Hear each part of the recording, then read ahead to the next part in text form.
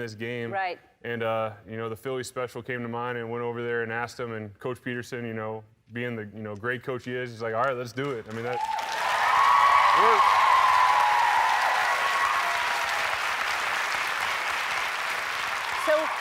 So, I mean, the whole thing, you know, is it a blur or do you remember, that feeling when that happened? Yeah, I mean, the feeling, I mean, it's, you know, the feeling of playing the Super Bowl, that's a question you're asked, friends ask you, and it's just, it is surreal.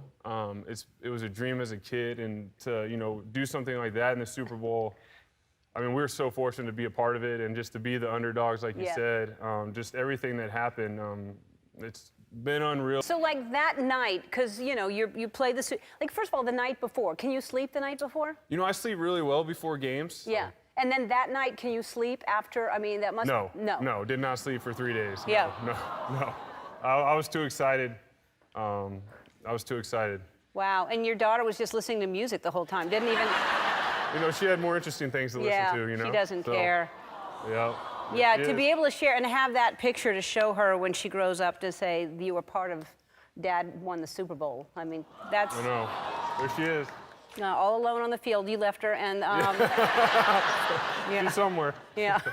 So, and then you did these interviews afterwards, and you talked. I'm going a different way in life, and I would have done whatever and helped people in any which way possible. But I knew to make more growth, I had to go back in and face that fear, and face my failures. And I did it, and there was never an aha moment.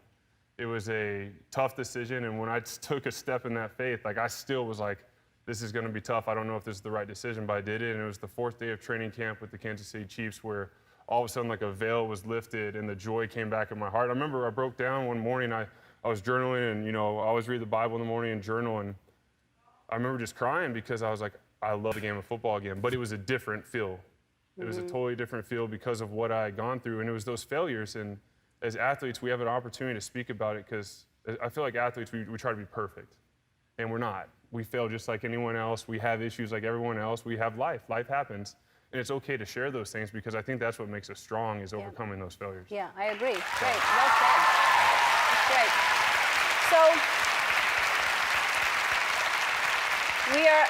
we're going to take a break. I know that Drew Brees texted you right before the game. What a great guy he is, right? And I know you love Drew. Of football, because I hadn't really been paying attention until they made it to the Super Bowl. That's awesome. And now I'm obsessed. And that's awesome. But I was like, that's why I was just so impressed with you and how you played in the game. And I agree with you. I think failures build, it's cliche, but builds character in a way that you don't have unless you have failure. If people just succeed and have, you have to have failures. So.